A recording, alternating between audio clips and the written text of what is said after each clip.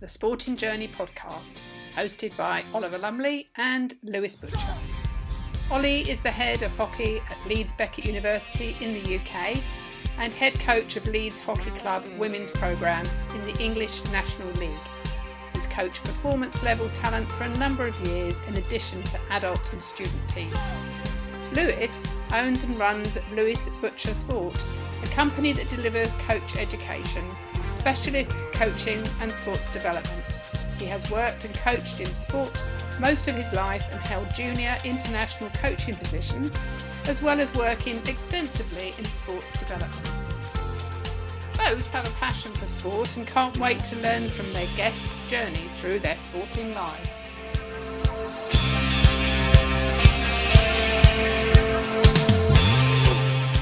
Right, Butcher, here we are. Nice. Our first, our pilot podcast. Yeah. Been a pretty quick journey actually to get to a point where we thought we might actually start recording some content. So was it a discussion about 2 weeks ago that we thought two slightly different ideas, but kind of merged into one. Exciting, really exciting. Yeah, I think that those ideas and actually merging them is actually going to work really well. I'm quite excited by what we might get out of this in terms of speaking to a host of different people about their sporting journey, and then hopefully our listeners can take something away from that, whether they can apply something into the real world, either coaching or from an athletic point of view. We'll see what happens. We'll see what comes up, I suppose. I know. I mean, we, looking at that potential guest list, and obviously a number of people are already saying, yeah, they're interested and they're quite happy to talk to us. It's actually going to be really varied, which I think that's kind of the thing that will be slightly unique for us.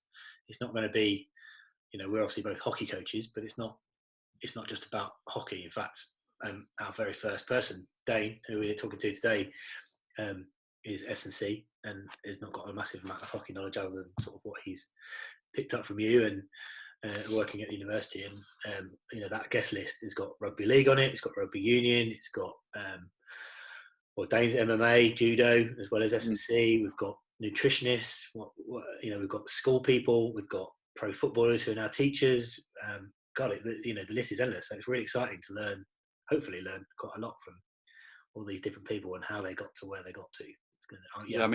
Dead exciting. I mean, Dane's obviously our guest today on this pilot episode, and his journey is fairly, I guess, short in the sense that he's only 29.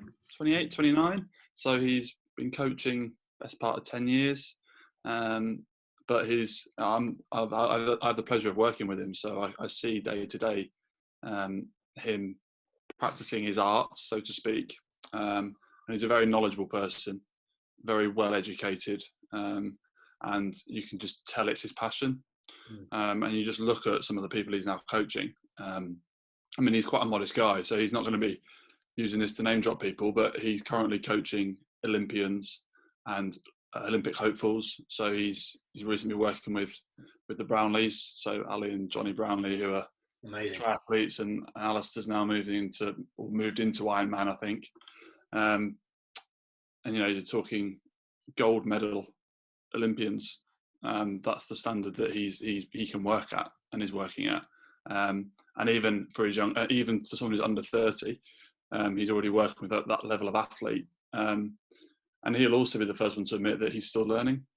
Yeah. He's still on that journey's not complete by any stretch of the imagination. He's still learning. So, although I know Dane really well, I'm really excited by today and actually what we might unearth, and hopefully some things that people can take away and apply. Yeah, no, it's going to be really, really exciting. Obviously we're in lockdown, so I guess you haven't been doing masses of coaching, but what's your coaching landscape? What's your week look like in the last week? The coaching, the practical coaching is just pretty much non-existent. The nature of my job at the moment, working within a university setting, is just trying to support the students, probably more from a pastoral point of view, actually. Yeah. Particularly the third years who would be finishing off dissertations. So there's a couple of them that have had lockdown just came pretty quickly, maybe a week or two's notice on, if you were following the news, you could see what might happen. And some of them were still collecting data for the dissertation, so that's had to stop immediately. Yeah, So then all of a sudden, then they're now doing their dissertation with different constraints, so they might not be using certain software that they were going to use to analyse data. They're now got a smaller data pool, so they have to use different programs, and then they therefore need more assistance, more support. They can only access that via a video link or via the phone or via email. So yeah, and then on top of that, you've got the fact that they won't be finishing uni normally. It's a huge part of the process of finishing of university to have those last few months. And particularly with us, with any university, there's always the dissertation photo at the end. Finish my beer. So with us, it'll be outside the James Graham on Henley campus. Really beautiful campus, really beautiful building, and they're not going to have the opportunity to do that. So yeah, I mean, at the moment, from a hockey perspective, we've pretty much tied up the season just gone. We're going to start planning for next year. But we're currently preparing for a September start, which is the norm. So we hope we'll be back for September. But day to day, it's very much just supporting the students as best I can. They know I'm here for them. So what's your situation at the moment? It's similar in terms of, not practically coaching face-to-face, face-to-face in the same place. So as you know, I run my own business, Lewis Butcher Sport, and some of my clients I've been out to do some stuff with online. So setting them some sort of skills challenges, some technical work, where they've had space that they've got at home. So whether they've just cleared out a bit of space in the garage, or they've got a bit of carpet down in their garden or backyard or whatever, and just practicing things that sort of link to,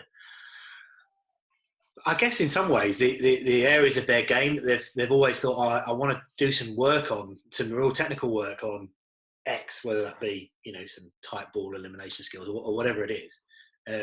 But never, I guess, in their normal setting, get the chance to necessarily practice it, because normally those are team sessions or small units. So is that music?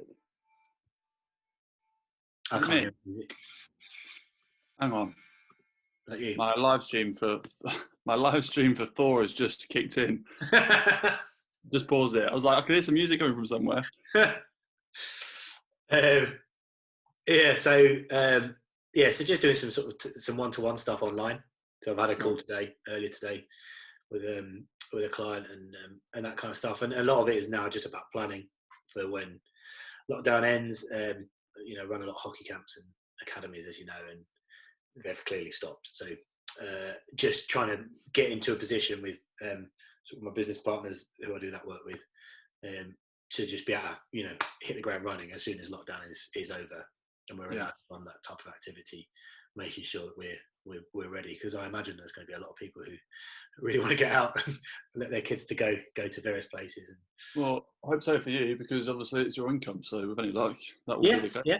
And then obviously spent a bit of time this week on this, and this is really exciting. This is that kind of thing that is slightly different. It's kind of out there. It's challenging me, to sort of change my skill sets, and just talking and knowing I'm being recorded is quite nerve-wracking. So but that's good. And it's an opportunity, as somebody said on a webinar I was on very recently. Maybe rather than looking at the negatives of this, look at the how could I use the time to do something different, re-energize and motivate myself, and this is very much part of that. So really looking forward to it. Can't wait to get cracking. What a way to probably lead into it then. So I guess we should probably introduce our first guest of this podcast series, or this pilot episode. So we have Dane Mitchell, who's currently the head of strength and conditioning at Leeds Beckett University. And I won't give any more away than that, really. Let's bring Dane in and hear more from him. Let's go. Dane, welcome to the podcast. Thank you, it's an honour. Obviously, the current situation, I think, just for our listeners, we could have listeners worldwide, so we'll explain the situation at the moment. We're currently on lockdown, week 6 in the UK. I'm based in Canterbury, which is in the south of England. And Lewis, you're up in York? I'm in York, yeah. I understand we're neighbours, Dane. I'm in York at the moment too, yeah. Amazing. How have you been finding lockdown, Dane? Have you been coping okay? Yeah, coping fine. Been actually a lot busier than I thought I would be. Just creating resources for athletes, keeping in contact with athletes, doing things online, live video calls. I've been on the phone. I've just said to you earlier, I've probably been on the phone 4 hours today already. Sat there delivering sessions. So, but it's been all right. It's been fun. Yeah, it's been adapting to different. Obviously, yeah, it's obviously tough. A lot of strength and conditioning activities are done in a gym. People haven't got equipment. I'm not there with them in person, so that's tough. But you just got to adapt, haven't you? And most people, we're getting things done. We're maintaining at least, I would hope so. Yeah. Good. Okay, so we always like to start the pod with the guest giving us a 2-minute kind of story or a sporting journey within 2 minutes. So Lewis is going to set up a timer. Ready. Okay. Pressure. He's got the timer ready. I should have prepared this. However you interpret sporting journey. So it could be anything. I'm not going to give you any clues, any hints. So over to you. Journey. Your sporting journey. You can start from whenever you want. You can literally start from like when you were a kid, or you can choose a point in time that is relevant and go from there. In 3, 2, 1, go. Okay. Well, I suppose everyone's sporting journey starts with some influence from the parents. My parents are both sporty people.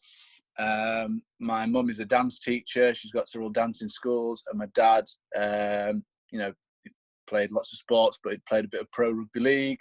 He was a kickboxer.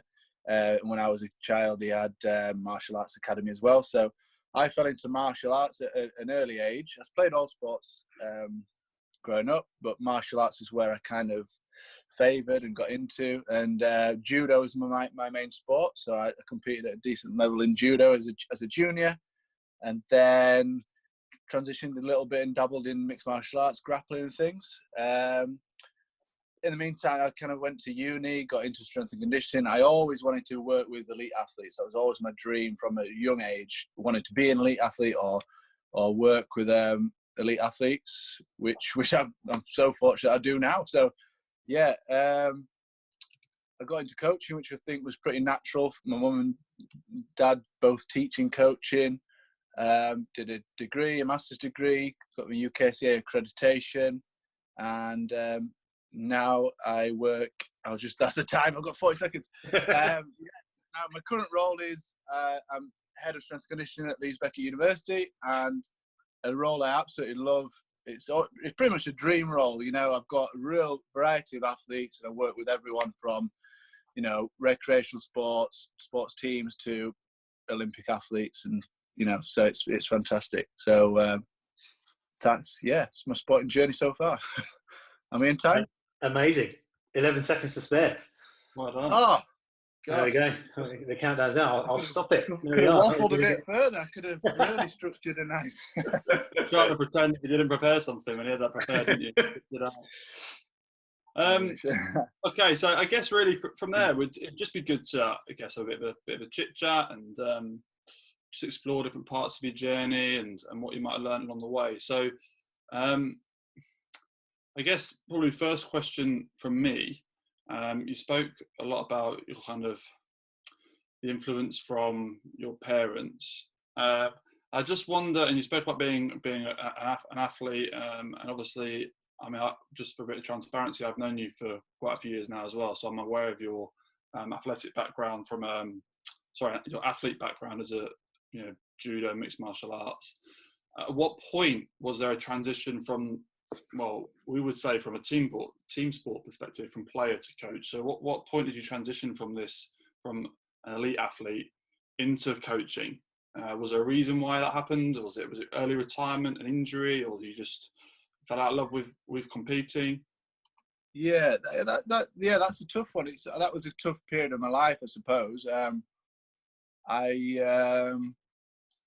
I was coaching before I stopped competing in judo. I was going into schools with my dad and we were doing like martial arts classes and after school clubs and things like that. And my dad had a kickboxing academy, and I'd help teach and coach there probably when I was 15, 16, and I would help and coach at my judo club as well. And I was pretty serious as a judo player. After I finished school, sixth form, I was kind of full time for a year. I got on the British, it was the junior squad at the time, and that kind of transition. So I was pretty serious, kind of going full time, hopefully transitioning into that senior squad. And there was various reasons I kind of fell out of love with it a little bit. I put a lot of pressure on myself. I didn't really necessarily enjoy the environment of the squad. Some of the coaching, things like that. There was a few other factors, injuries at the wrong times. I had an operation on my foot at the wrong time, things like that. And then it was that transition period where I went to university as well. So I always knew that judo wasn't going to be a long career. You don't exactly make a massive career and make a lot of money out of judo. So, and I was really, really into S&C, into strength conditioning, into physiology, into sports science. I was just reading all the time about it for my own performance, but I also just was really interested in it. So I did want to go to uni. I went to the university, had a little break from judo, like, very serious competition. And then I started getting into like submission grappling and things like that, mixed martial arts, and dabbled in that, and kind of got into competing again a little bit through that. And I really enjoyed it. And I actually found that grappling suited me as a sport, as an athlete, for my attributes. And I did okay grappling, a few medals. I did fight internationally as well with that. You don't represent your country, but I was going across and fighting in some tournaments. And then after university and during university, I got an internship in strength and conditioning. So that got me into the coaching in strength and conditioning. I then got a job not long after university in Rugby League, in Championship Rugby League. A job I didn't really think I'd get at that young age. Really enjoyed that. It was a massive learning curve. And then that was really the transition where I stopped being an athlete, because when when I would be training myself, I was coaching these rugby league players. When I would be competing myself on a weekend, traveling around the country or wherever, I was traveling, I was with the team, I was at training, or I was expected to be at game days. So, I had to give myself to the club. I had to kind of invest in that. So that kind of took me away from competition. And then I've just become more and more invested in coaching and athletes since then. And now I'm working with athletes who are far, far better than I will ever be or ever have been. So, I just feel really lucky to do that. So that is my focus and priority. Yeah. Amazing. Just a couple of things that I just sort of sprung into my sort of interest. How old were you when you did the rugby league stuff? How old? Probably like 21, 20. Yeah, 20. So pretty young. Fresh out of uni, and yeah, it was challenging. It was a big learning curve because a lot of the players were older than me, and well, that was going to be my question. Really, is that quite intimidating? And how did you kind of deal with that? Because I guess some of these boys might have been lifting and training for maybe as long as you've been alive, and then you've got a 21-year-old coming fresh out of uni saying, well, have you thought about doing it this way? Or, I don't know. How did you deal with it? Yeah, exactly. It was really tough. And I did find out ageism does exist,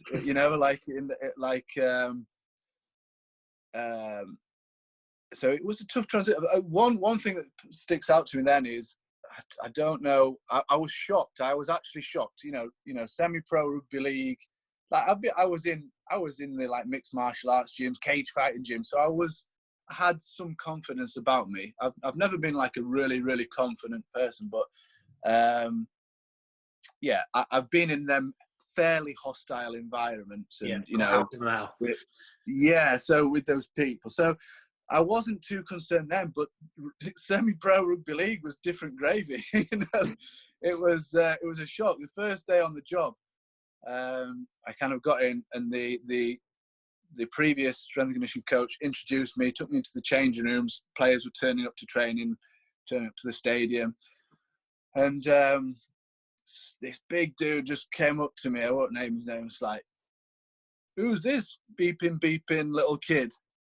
And I kind of looked, and I don't know what made me react like that. I wouldn't normally react, but I just turned around and said, who's this beeping fat? I don't know what I said. I wouldn't want to say what I said on this podcast. I don't know. But that language didn't normally come out of my mouth, really.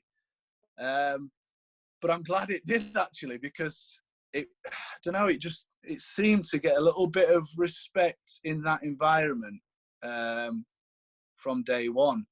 And there was a big culture of banter, and, between they would attack everyone, all the coaches and stuff. But I didn't seem to, I just was, luckily I chose not to rise to it, or just the odd snap and just then, let it not bother me.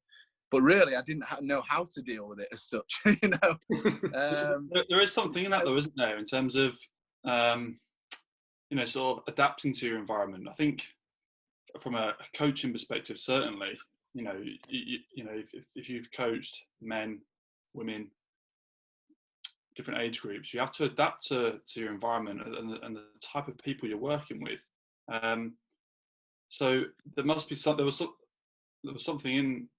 there was something in you there where you've adapted. There must be something subconsciously you've clicked into, you've drawn into, and you've survived. Is that sink or swim? Is almost that kind of that humanism, isn't it?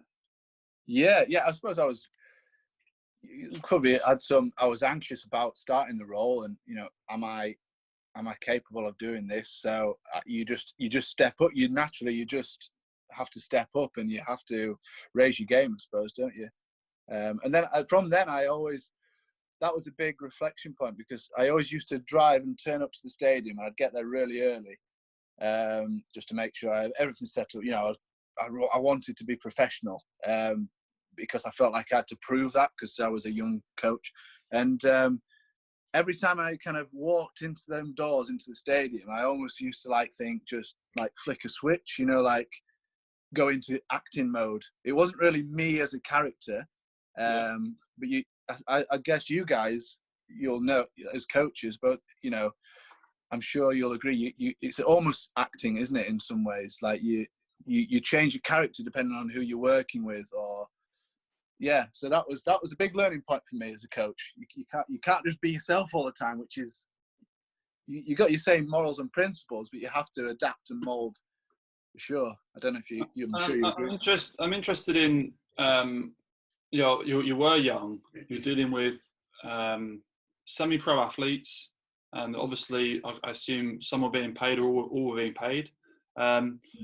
Where in that time, so you've just gone into employment, are you looking, or how are you continuing to learn? So obviously you're learning on the job, but whether the coaches you had around you, were there other S&C coaches, or obviously the head rugby league coach, was it a big coaching team? Yeah, well, actually, it was a really good learning, time, really, because there was so many bits. I just started a master's degree. I was doing that distance learning through St Mary's University. Had I just started it, or was it just? I don't know, and I don't even know if I'd started it yet. But yeah, not long after that. I didn't have an assistant and head S&C coach. I was the head S&C coach, really, which was weird, in Championship Rugby League. But I did have a good mentor in the head coach, which was a guy called John Keir. So if people follow Rugby League, a lot of people in the UK will know John Keir. He's on Sky Sports as an analyst, a commentator. he's head coach of Wales. He's coached a number of Super League teams. So, you know, he was a really experienced coach, and I was really lucky to work with him. And a good story. My dad was well into rugby league, and my dad had always really respected and liked John Keir as a coach, and actually followed the clubs that he'd worked with, you know, Wakefield, Trinity, and people like that before. So I knew of John Keir before I went. He was almost like, it was almost like a famous figure to me, really. And then suddenly I'm working with him. And he taught me a lot. Not necessarily the coaching style that I am now, but he taught me a lot about professionalism, dealing with the players, and I had to work under his philosophies. So that was interesting. Yeah. Have you found? I don't know if his philosophy was different to yours. I guess every philosophy, you know, Ollie and I worked together for a long time, and you know, I'm sure you would agree we have similar philosophies, but there will be differences between the way we like to do things. How have you found having to adapt that? I guess throughout your coaching career. I mean, when you're the head, you can kind of lead that, but if you're the guy that's under John Keir or whomever, how have you managed to sort of stay within your values and feel comfortable delivering in effect within somebody else's philosophy? So it is challenging. It's something you get better at, isn't it, over time? I suppose as a young coach, you fall into it. You just do it, you know. Whereas as you get older, you develop your own philosophies, but you get better at communicating with others in the multidisciplinary team, and you know, putting your points across and things like that. So, I mean, I would say that myself and, you know, Ollie and I, we share an office together. So, and we've done that for quite a few years now. So, I would say we have a lot of similar philosophies, and actually some of them, you know, some of them I've taken off Ollie, probably learnt off Ollie, and as the university environment, we've got, I'm sure Ollie will agree, we've got a lot of great coaches, haven't we, around us? Absolutely. And so again, they've all been massive in terms of building my philosophy as well, you know. And it's a different environment. It's a different environment to semi-pro rugby league. You know, if we're going back to that first example, the university environment. And I think I'm more comfortable in it, maybe because just I'm more confident. I'm, you know, I'm older now, more experienced now, and I have those. You never have a complete set philosophies, but I've got more in place now, and just the relationships I have with the coaches now, it just makes things easier, I suppose, isn't it? So let's just take that, actually. Let's just fast forward a bit. So you've obviously just mentioned there about your work at Leeds Beckett, and you and I work together and have done for quite a few years now. Let's maybe try and get into a bit of the nitty gritty in terms of what's your kind of week look like? What kind of athletes are you working with, and what kind of stuff do you deliver?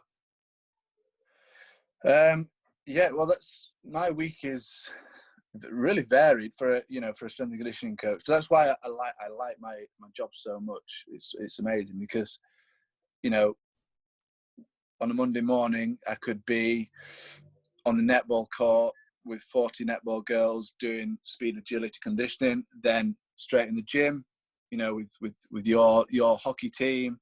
A little bit after that, I could have some international individual athletes, you know, track and field or triathletes in the gym with me. And then later in the afternoon, I could have a few more individuals from some like more obscure sports. Like at the university, we're a centre, a TAC centre, a talented athlete centre. So we support. There's a good Sport England government scheme. Oh, I've got the T-shirt on. TAS, Talented Athlete Scholarship Scheme. Yeah. So it's Sport England funded scheme for talented athletes who are in education. So we support, I think it's about 14 this year. So I may have some of those guys like in the afternoons in the gym, or maybe out on the field or on the hall, something like that. And that's really cool because year on year you get different sports depending who's in the area. You know, they may come from different universities or they may come from a college nearby, but they may be a talented. We've had all sorts, you know, like freestyle skiers. People hoping to go to the Winter Olympics. We've had divers, done a lot of work with, platform springboard diving. Even had judo players, which has been cool for me. So I've got such variety in my role, which I suppose makes you a bit of a jack of all sports and master of none. but I do enjoy that. So, but yeah, I work with some fantastic athletes, and really, I would suppose I seem to have fallen into more. I mean, the better athletes I have are in athletics and track and field. These some Olympic finalists and medalists now, so that's amazing. So I've kind of fallen into that as my bit of a niche area, I suppose, but I wouldn't say that I'm a specialist just in that. So yeah. So it's cool. Sorry, Dane.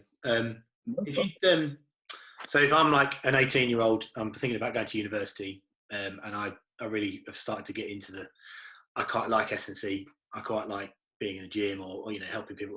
I'm doing A-level PE, and I've started to really get a fascination with the sort of physiology side of stuff. And I'm listening to this podcast, and I think, God, I'd love Dane's job in however many years it's taken you to get where you are. And you look like a young man. That's exactly what I thought. I wanted this job. Yeah.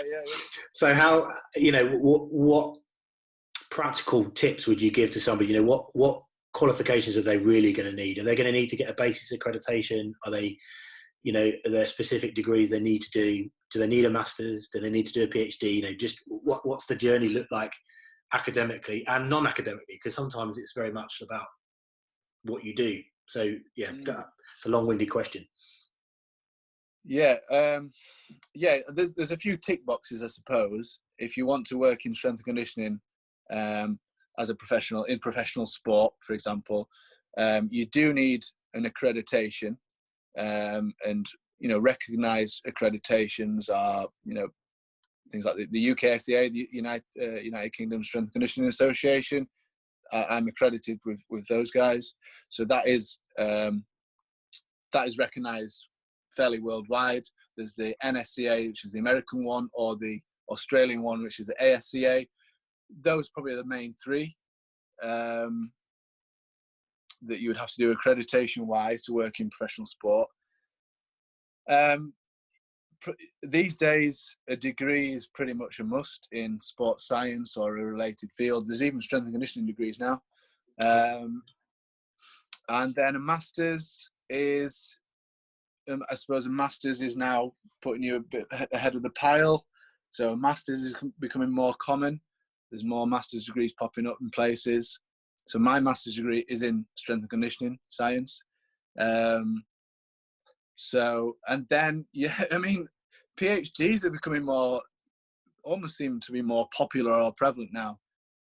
So I'm hoping I don't have to do one of them just to keep my job. Well, maybe one day, but at the moment I'm really invested in coaching, and I don't necessarily think getting a PhD right now would make me a better coach, and I wouldn't want to take away from the craft of coaching by going into a lab and doing the research. And I think by doing a master's degree, I think you know how to read research and literature, and then after that, I think you just need to perfect your coaching and those skills, and just get in the gym. And so my advice would be, tick those boxes.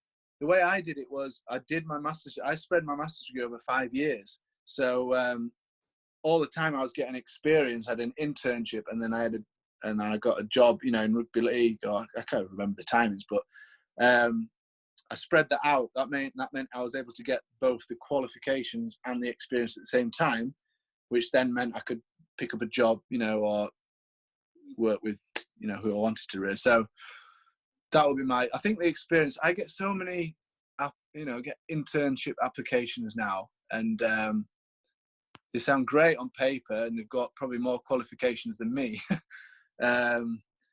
in terms of extra qualifications, things like that. And but then when you see them coach, they're not always. They just stand there like lemons. I'm not saying my current crop of interns do that. We've got a great current crop, but when I've interviewed people, there's so many, and I'm sure you guys have seen that as well. With your assistant coaches, things like that, or had people doing experience with you, and seeing other coaches. I think just coaching, you just need to get your hands on deck, don't you? Yeah, it's those people skills, isn't it? It's the things behind it. Ollie and I have been listening to a lot of webinars online over the last few weeks because of the lockdown, and I don't know if you'd agree with this, Ollie, but a lot of the stuff that's coming through to me and pretty much every elite coach that talks, it's the people skills behind the technical and tactical. They're like, you can be the best technical and tactical person in the world. You can have all the qualifications you like.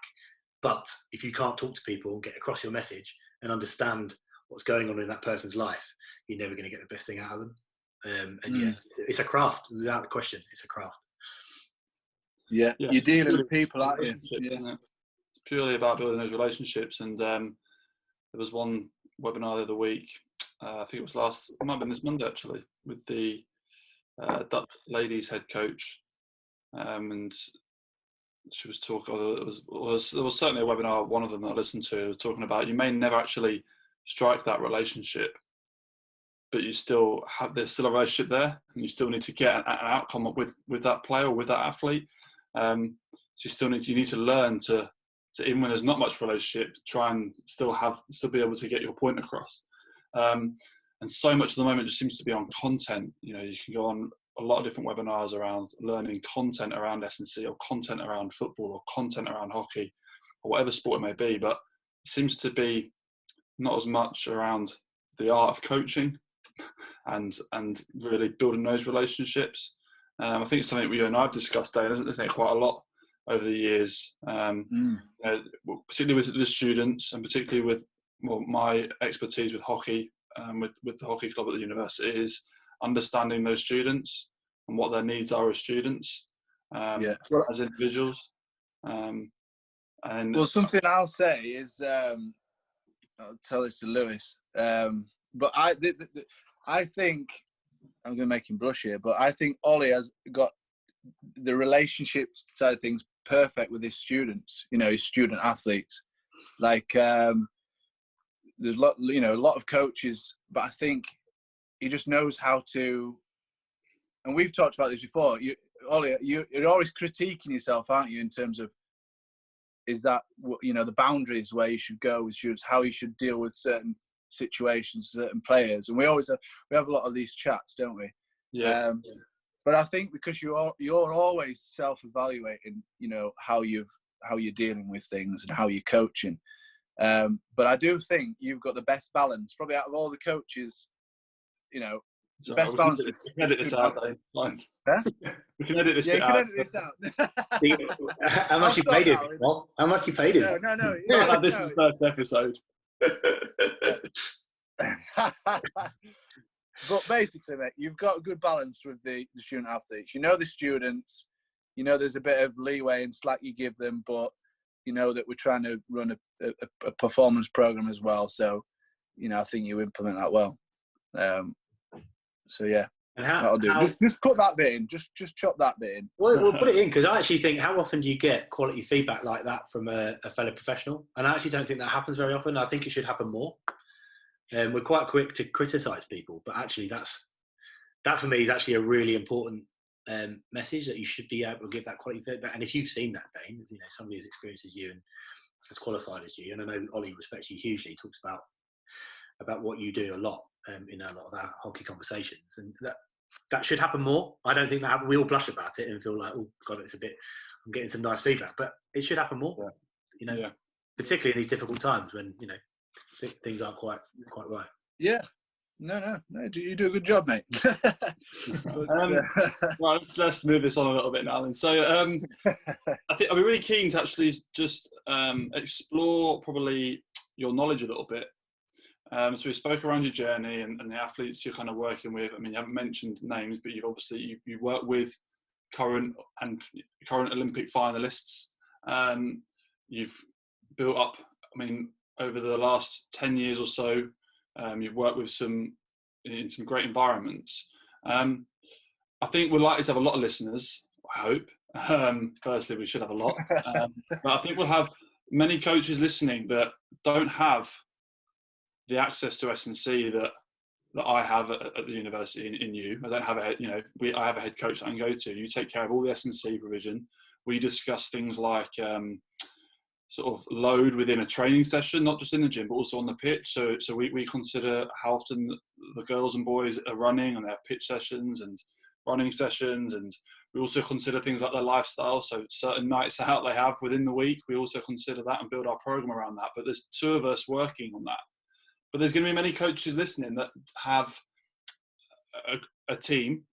They may see once a week, maybe twice a week, on a pitch, on a field, on a track, and they don't have the time or the expertise or someone they can go to implement a strength conditioning program. I'd be really keen to try and get your thoughts and maybe even some recommendations on how you would build this S&C program into, I guess, essentially an amateur team, assuming all the players in there want to buy into it and do more. Mm-hmm. Where do you start?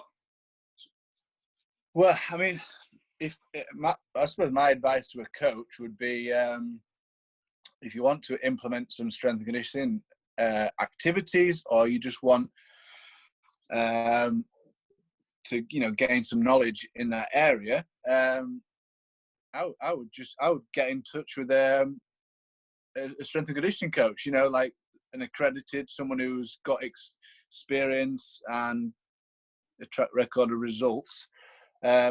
I'd be doing that. Just get, I think that's what a lot of people can do. That just reach out to people. They're the best people, are their best resources, in my opinion. Not, I wouldn't direct you to books and things like that. I would direct you to people first. So, like I say, listen to podcasts on strength and conditioning. Reach out to someone for a coffee or whatever if you know someone's in the area. I think that's one of the best ways for people to learn other disciplines.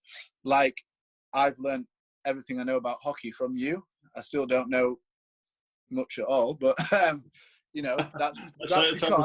because we have a cup of coffee and you explain, or I say what you're doing. You're planning something. You're on your desk and say, "What's that?" And then you explain that. So, that would be my first bit of advice. And I suppose the second thing would be is, if you wanted to develop a strength and conditioning program into your club, there's a lot you can do without equipment, like without a gym access.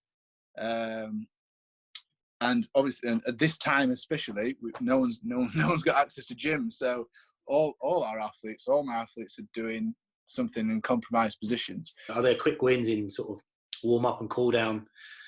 Other than the basic, go and do some dynamic stretching.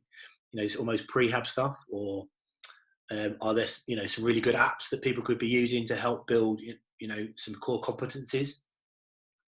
Yeah, I suppose it's obviously dependent on the context of the club. So I suppose if you're looking at a club that maybe trains a couple of nights a week, there's maybe options to get the group together and do some strength and conditioning activities in addition to that, maybe. And sometimes it's good for team morale it's quite a good team bonding activity. I always think that if you get people away from the sport a little bit, but they're working on themselves and working in a team, I think sometimes the gym is a good environment for building a bit like team bonding.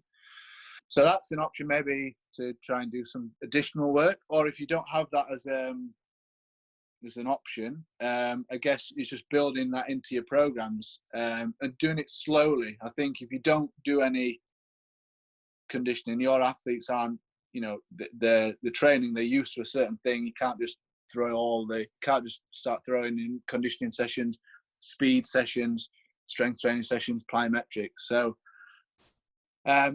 slow implementation, bit at a time, see how they respond. And I guess if it was to say a hockey context, I would just be looking at the different components of fitness and just first, are we doing bits to tick those boxes? Are we neglecting anything? So, conditioning, fitness. Are we doing fitness work? Yes, no. Can we incorporate that somewhere? Are we doing some speed work? If you're a running-based sport, are you doing something in the training cycle, training week, where your athletes have been exposed to, maximal speeds and things? We know that that's important for preventing injuries, hamstring injuries and things like that. If they're not used to suddenly getting up to 100% max sprint speed, you're going to have pulled hammies, things like that. Or because you don't always get that in the game. You don't always get they're always under some form of fatigue, but and it's a great they say speed kills. So I think every running based sport should be doing some kind of speed training, whatever that is. I can go into like some suggestions maybe later. Or then you'd look at, are we doing something strength training based? Maybe can we incorporate something, even if it's just at the end of training we do a few Nordic hamstring curls, or we do some bits of core and some body weight stuff and that kind of thing.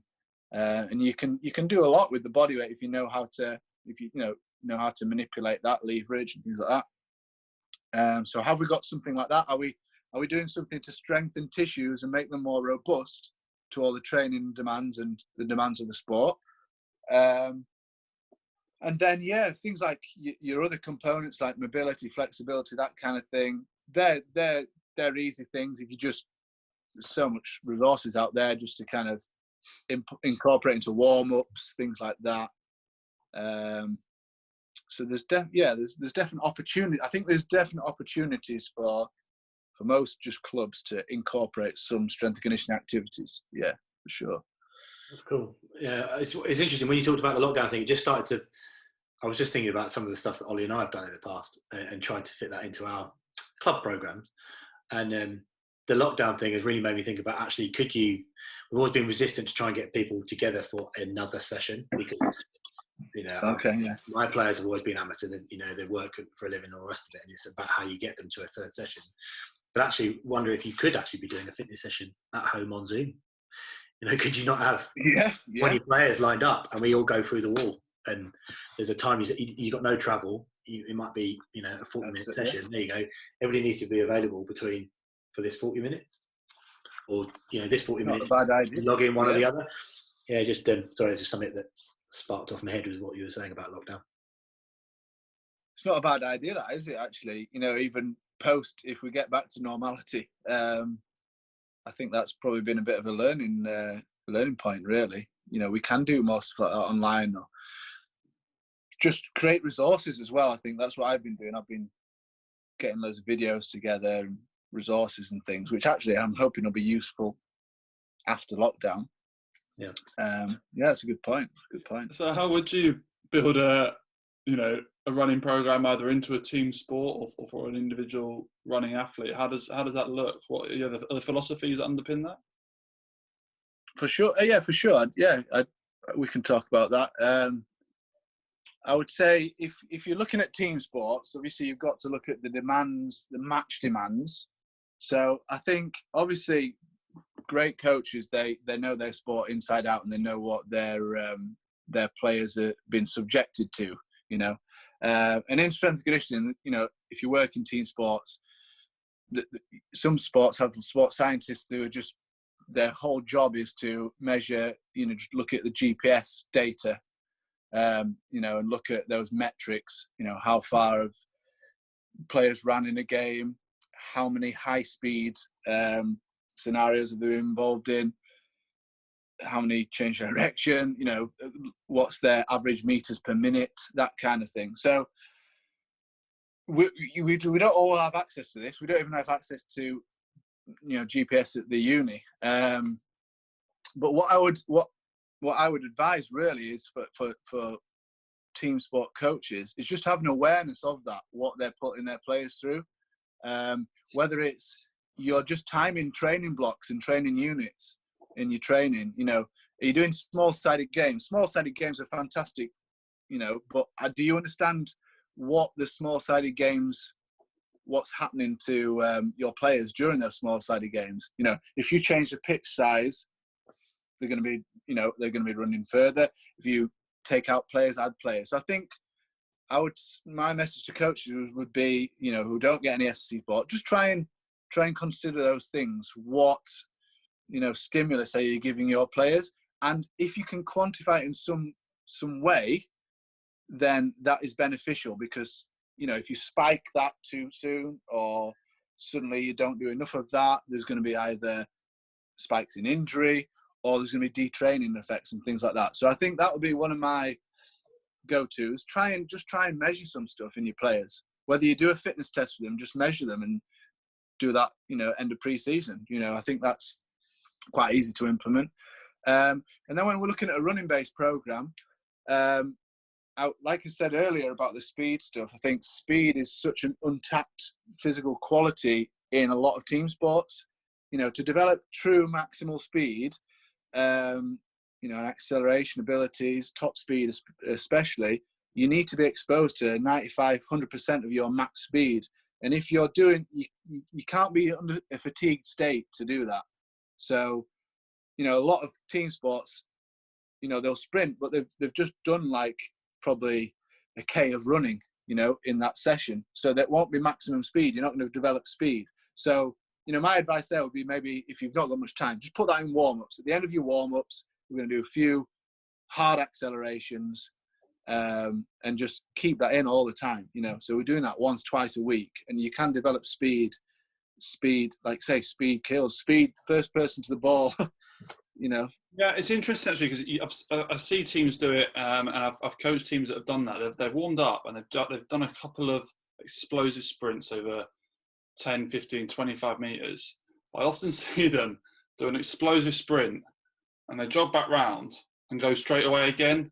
I wonder if actually, you've got to consider your time bound in terms of your pitch time, training and pre-game, obviously. But is there an optimal time that a distance they should sprint over? Obviously, that should be maximal, so they should be doing some kind of stretching and warm up before they can do that. So is there a distance they should be sprinting over? And then is there a recovery between those 3 or 4 sprints? That's optimal. Yeah, so I think if you're doing a sprint maximally and then you walk back and go again, you're giving your athlete a different stimulus. You're developing repeat sprint ability there, perhaps. It depends on the distance of it, depends on the rest and stuff like that. But if you're not giving them complete rest, you're not developing speed, which is getting faster, reducing the time it takes to get from point A to B. Yeah, you maybe the repeatability of that, you may be improving, you're not improving speed. And if you've got better speed, then you're likely to be able to reproduce slightly slower efforts better anyway, because it feels easier. You've got more of a range, haven't you? Yeah.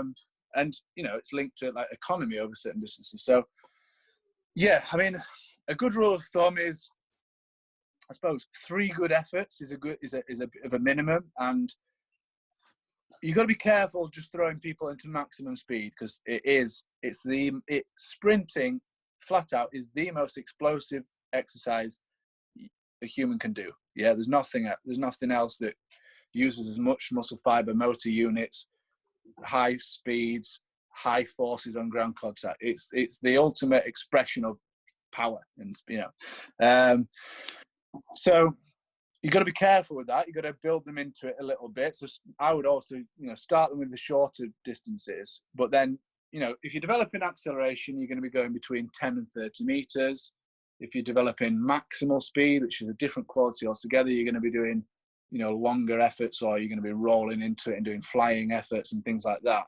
But a good rule of thumb for acceleration is, for every 10 meters you sprint, you need a minute rest.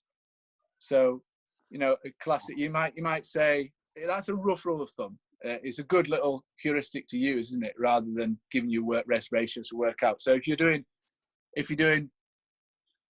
8 sets of 10 meters, then you need a minute rest. So it's going to take you 8 minutes plus the 2 seconds or less it takes you to do 10 meters. Or if you're doing, in my case, 10 seconds, 6 by 20 meters, then you need 2 minutes rest in between efforts.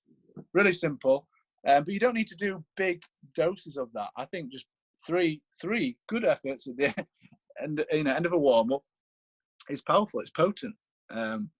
So that's probably a few tips for some speed training in team sports. And then obviously that's not just, you've got to develop other qualities. You've got to develop aerobic fitness and things like that. anaerobic qualities for improving repeated efforts, things like that. So I suppose it's hard to give recommendations, but if we break it down, I suppose, into the different periods of the year, this is my philosophy. It's not necessarily the right thing. It's always context dependent. But in season, you're generally not going to do as much fitness work, aerobic conditioning, because if you're a team sport, you're probably playing every week, and you've got a big dose of fitness there. Your game day is, game day is a big. You're going to do a lot of running, and hopefully, if you work hard, you should be working hard, I would hope, in the match. You're getting a good stimulus, okay? And that's going to be a mixed stimulus, aerobic and anaerobic, but a big aerobic stimulus. So in season, I wouldn't necessarily, if you're training a couple of times a week as well, and your heart rate's elevated in them sessions for a good hour and a half, again, it depends how fit you are, how elite they are, the context of everything, of the players, but you're not going to need as much conditioning in season. You don't want them to obviously be fatigued day going into a game either. So in season, I tend to just maybe you need to be measuring your players' responses to fatigue and things like that, and getting quick wins where you can. So I'll still be doing speed in season. You may get them to do more off-feet conditioning, like some cycling, rowing, where it's not as much impact, because that, you're less likely to get sore, and, so your performance won't be impacted as much there. Pre-season's where you're going to do your hard running. That's where you're sharpening the tools. You're going to be doing your hard intervals. Again, I've got recommendations of what I do, but generally, that's where you really, really want to get that top-end fitness towards the end of pre-season, and we're ready to peak to go into the season. Off-season, I suppose you can look at it in different ways depending on what the athlete needs, but that's your period to obviously repair, recover from the season, but it's also an opportunity for me to, develop those base qualities and then prepare you for the intensity of the pre-season. So just gently build you back in. So probably more aerobic work, building that base, like the old saying, there's an old saying, a pyramid is only as tall as it's wide or its base. So the taller it is, so the bigger the base, the higher the peak. I waffled there, didn't I?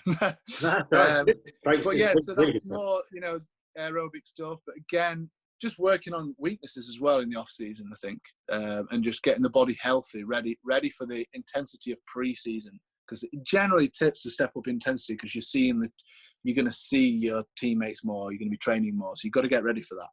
Yeah. So I hope that is a help. And little guy, that's my kind of philosophies to team sport running. There's some interesting stuff. So I think sort of summarising some of those things I've understood correctly, you want to try and look to introduce some speed training in there, and that can be done at the end of a warm-up on a training night, looking for three or four efforts. And I think the key thing there is that effort is maximal.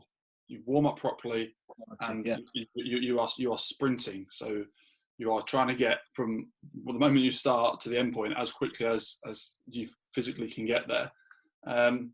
And it's important that for every 10 metres you try and have a minute's rest. So if you're running 30 metres, 3 minutes rest, and then go again. So every time that sprint is as near maximal as possible. Yeah, and then just the other caveat is just be careful with speed, because it's a risk of injury. So you just got to start your players easy. Don't do loads of meters. Don't do 300 meters of sprinting. Start small. Start short, maybe go a bit longer. Yeah, and build that aerobic base in pre-season. It's interesting because even some of the athletes I've coached this year, we've done some feedback from the players, and a couple are still saying in season, we were doing running in pre-season and we stopped in season. Well, the amount of running you've done in pre-season should prepare you for the season, and the amount you're training in season on the pitch, in the gym, and with the students in particular playing twice a week, there should be no need to do another running session. So I think the sometimes problem is you've got your players that there's a psychological impact, isn't there, of wanting to run and feeling like there's a benefit to it, but actually, could it be doing more harm? I think the problem is in our context is we don't have a long enough pre-season, so No, we very probably true. don't get them as fit enough as we want them to be, and they probably don't, you know. But then it's really hard to do it in because of all the other things that they've got in the in season. Yeah, we could be doing more. We reflect on it a lot, don't we? I suppose we could be doing. We could for some of those players maybe try and dose in a little bit of off-feet conditioning, a bit more of that stuff. Yeah. But again, yeah, it's all context dependent. Yeah, so that's yeah. Lewis? I hope that's helpful. Some of the stuff around sort of the body weight and I'm a big fan of Nordics. Not physically doing them, I hate doing them. But it's something that in my previous setting as a head of hockey at a private school, we were lucky enough to actually have some Leeds Beckett PhD guys come in and do a lot of delivery and sort of a lot of those eccentric movements at the end of a session when it's controlled. I found really valuable, and we found that we got a lot less injuries from that. And I know it's something I tried to implement with the men, but at my hockey club, and they were like at the end of a session, like, "What are you, mental?" That's all right. Just drop the phone there. Carry on. Yeah, no worries. So some of those, so the body weight stuff, and I think that people forget about actually how important just having core strength is, and I'm sure Ollie will reflect on this with me in terms of when we worked together, a lot of our players early season would break down because they fundamentally didn't have the strength to do some of the intense running they were required to do. And I'm talking about on the pitch playing, never mind additional sessions. So it's interesting just to see how you tie that in. And at the end of the session, I think that's quite a valuable lesson, actually. Yeah, I mean, the end of a session is not the most ideal situation. Ideally, you would separate those qualities, Yeah. Because, if you're doing lots of running and conditioning, it's a different stimulus you're giving your body than strength and power and speed. So ideally you would, but, sometimes you've not got that as an option. So conditioning a few of those muscles that, may be susceptible to fatigue and injury, if you're going to get it in, you've got to get it in, haven't you? It's better than getting it in than not doing it at all, I think. Yeah. Yeah, that's cool. It's interesting about movement as well, though, in terms of, I think back to some of the athletes that I've seen working in the gym up at uni, Dane, with you, and some of the athletes we've had throughout the hockey club over the years. It's probably a really obvious thing to say, but the best athletes we have, the quickest, the ones that can lift the most sort of relative to their body mass, are usually the best movers. The people that move well. You mean move well on field or just? Yeah, just and in general in the gym, sort of, there's usually a crossover between the ones that can perform well on the pitch athletically. Generally, are our quickest players, relative to their body mass and what they can lift.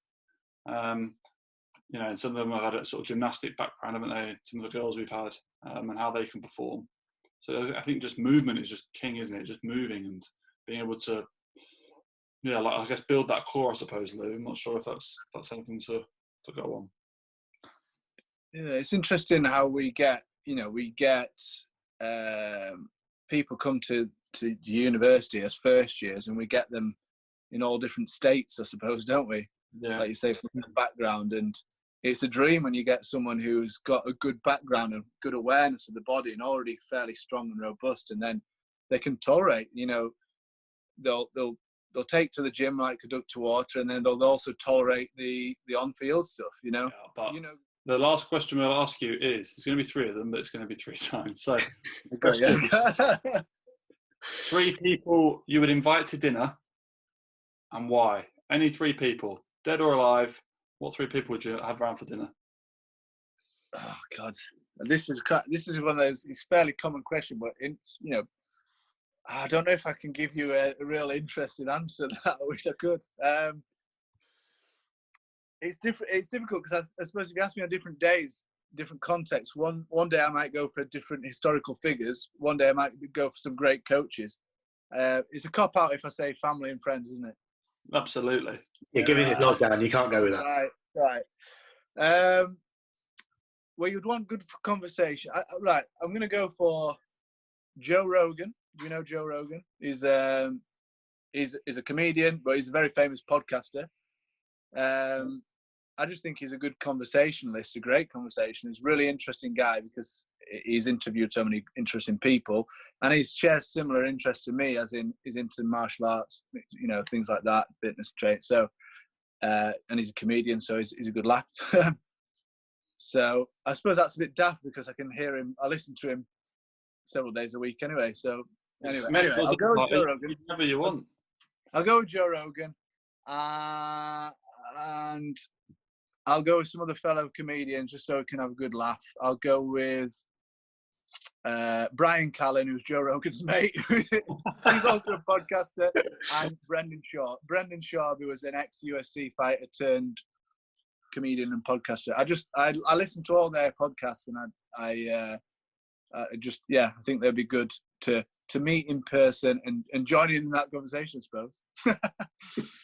Okay, so you're stuck at an airport for 24 hours.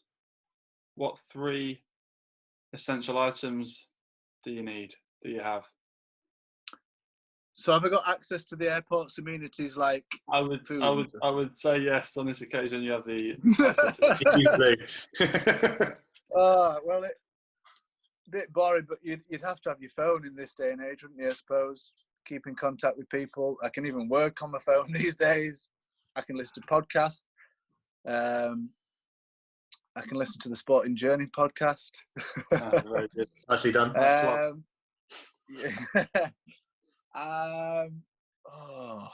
You're a squat rack, wouldn't you? Yeah.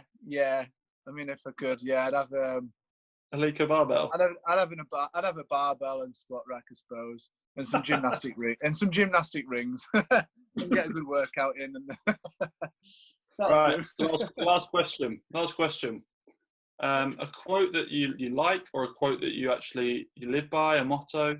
A little bit cheesy, maybe, but I think some people do have something. Yeah. I mean, I like this question. I have a load of quotes and little things and mantras, and little things written down on my phone when I hear them. I've got loads, but I would say maybe something that's apt at the moment is, this isn't my quote. I've heard this in various different forms several times, but you can't control what happens to you in life. You can't always control what happens to you in life, but you can control the way you feel about it or think about it. So I think that's quite apt at the moment with this, this pandemic and things. We didn't. It wasn't our fault that it happened, I suppose, individually. But we're all in the same boat, and we've just got to. I suppose your outlook on life is the only thing you can control. Your outlook in every situation. So if you can turn it into a positive, you can turn it into motivation. It's just massive for happiness, health, and well-being, I suppose. Yeah. Well, great way to end it, I think, on there. Absolutely. Dane, it's been an absolute pleasure to have you on. Hopefully we'll have many more opportunities in the future to get you on the podcast again and pick your brains and chat more about your journey. I think, as Lewis said earlier, there's certainly different avenues we can explore and so much learning to be done. Cool. Well, thanks for having me on. I'm honoured to be one of your first guests. Hope I didn't waffle too much. Not at all. And thank you so much after you've been all day on the phone to then spend another hour and a bit with us. That's all right. A pleasure. So thank you. So that was a really, really interesting chat we just had with Dane. I took an awful lot from that. I'm sure you did as well, Ollie. I guess we'll summarise our 3 key takeaways, although, we were having a chat before we started to record this, and actually there's probably 10, 12, 15 things that we could have come out with and delved into deeper, but perhaps we need to get Dane back on at some point just to really explore some of those aspects of his career and his journey that we didn't manage to get to. So what, I guess I'll chuck one to you first, mate. What would you say were one of your key takeaways? Well, I just sort of agree with what you're saying there. I mean, his journey, even though it's relatively short in terms of his age, we could have gone on any kind of tangent, and I completely agree. To get him back on again and to have a chat with him and learn more. As I say, I've had the pleasure of working with him for a few years now, and my knowledge of S&C is far superior than what it was 5-6 years ago. Both learning from a practical point of view in terms of actually getting back in the gym and doing some stuff myself, and actually from a coaching point of view. So yeah, just completely echo your point there. I think first thing for me was the fact that you don't need to have an extensive S&C program. There are quick wins that can be made. You kind of got to analyse the needs of your sport. I think Dane, the example he gave was around running-based sports, team sports, I guess, like hockey, football, rugby. And actually, one thing that's neglected the most, or could easily be rectified, is speed and how you train for speed. Yeah, completely agree. I just felt that how easy, really, it would be to chuck a couple of speed sessions. You train twice a week, maybe, on the pitch. You do your warm up, and you just put aside 10 to 15 minutes to get 3 or 4 decent speed reps in, and potentially see let the results take care of themselves over time. Oh yeah, I absolutely agree with that. Yeah, and I guess one of my takeaways on the S&C front would be sort of how lockdown has demonstrated that even if you don't get access to your athletes, whether they be individual or team, you can actually add sort of some S&C component to your program without the gym and without a lot of equipment. That's probably the thing that lockdown has taught us. And Dane obviously was talking a lot about the resources he's been putting together for his own athletes, and at the very least maintaining their conditioning and their gains that they've made in the gym. And that's a lot easier. You're not having to bring people together. Perhaps just saying, right, there's going to be a 40-minute window, or maybe 2 40-minute windows a week where you have to log into one of them, and the coach delivers something, and you sweat together, as it were. That was really valuable to me. That really made me think about, you don't have to be on the pitch, you don't have to be in the gym, you don't have to be on the court to do these things. That was a big point for me, actually. And then I think for me, which was, I imagine you'll probably jump on this as well, in terms of, we've obviously worked together before over a number of years, in terms of a people first approach. So his first advice, if you want to implement S&C into your program, is to reach out and try and find qualified people in your area. It doesn't even have to be in your area. I mean, this kind of proves now in lockdown the fact that you can communicate with anyone anywhere in the world, really, over video or over the phone, and reach out to people. And generally, people want to help. So you can reach out and gain knowledge through people. And if it's someone in your area, that's great, because they can maybe come down and help out with a training session, or meet up for a coffee and help you plan some bits. And I guess, obviously, you said people first, not books. Books, of course. There's a lot of content to learn there, but actually practically speaking to people and watching someone deliver strength conditioning is how you're going to learn. I mean, it's how I've learned from Dane. Yeah, no, absolutely. And I guess not just from a coaching point of view, but if you as a coach who doesn't want to become an S&C coach but wants to add S&C to my program, that's really valuable. But also taking that from the other aspect, if I'm an 18-year-old who decides that I quite like some kind of career in there, reaching out and actually speaking to people, as he said, and as I know we've seen ourselves in both of our careers, where we've had to interview people or we've had assistants. Quite often the most qualified person in the room is not always the best person to coach, because of that, that craft, and that ability to talk to people is really important. So almost go and speak to people and develop that side of you, probably more importantly than the other stuff. So yeah, no, that was a really good point. You got anything else to add? Well, just one thing he said about the Rugby League, which really resonated with me, actually. And again, I'm sure that you've had to do this, but it's almost sometimes acting as a coach, taking on a character. And we do that even with the same group. Sometimes we, softly, and sometimes we short, sharp, become the angry guy, and everywhere in between. And almost that, depending on your scenario and context, you sometimes have to be uncomfortable and and act a different way to get the respect or to get a reaction that you're after from your players. And that, and then, you know, as a 21, 22-year-old going into a professional rugby league setup, that must have been very intimidating. But, you know, it was completely appropriate, it seems to me, the way he responded to that. And it just, you know, that really resonated with me. And again, kind of almost back to that people first thing, you know, understanding people. Yeah, absolutely. I think for me, there's also a little bit there. I mean, the example he gave was, you know, he was put in the spot very quickly, and he just, it was that sink or swim thing that we mentioned. I mentioned in the podcast.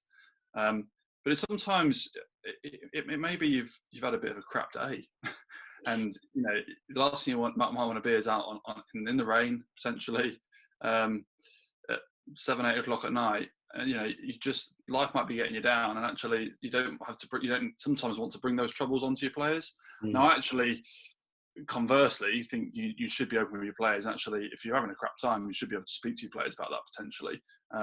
But you know, on the flip side, sometimes you just need to get through it, and you need to turn up. You need to leave the troubles at the door, and for that hour and a half you're coaching, that them 2 hours you're coaching, be that different person, be that whatever it may be, however you normally interact with that group, you can't let outside influences affect a session.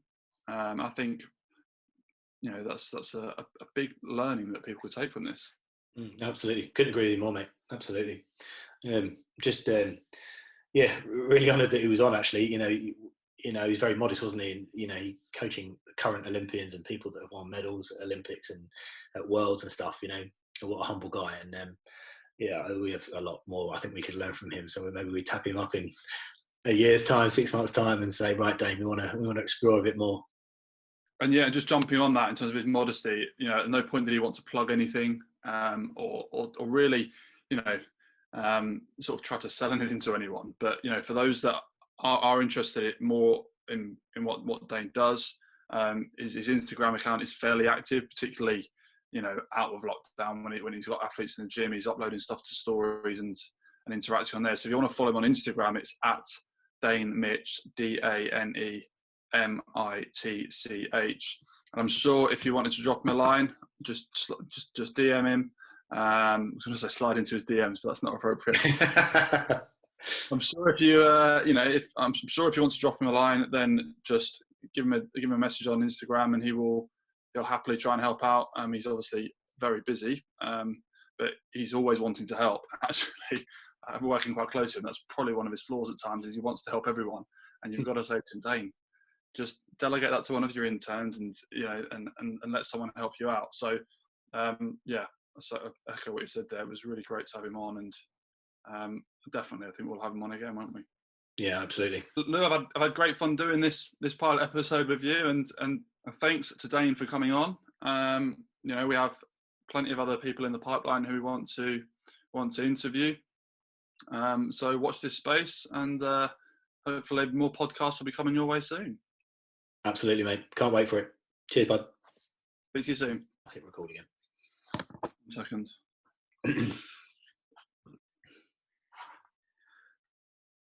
So yeah, that's if you want to follow Dane, and although this is a pilot episode, we are also on Instagram. If you want to follow the Sporting Journey podcast, we are Sport Journey Pod.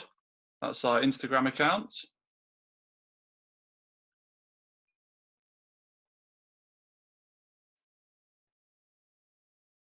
And our Twitter account is @SportJourneyPod. Of course, it's all one word. So give us a follow. We'll try and release, you know, future podcasts through those mediums of social. We'll try and release future podcasts and future episodes through social media and promote things. And you can obviously, of course, contact us through there as well.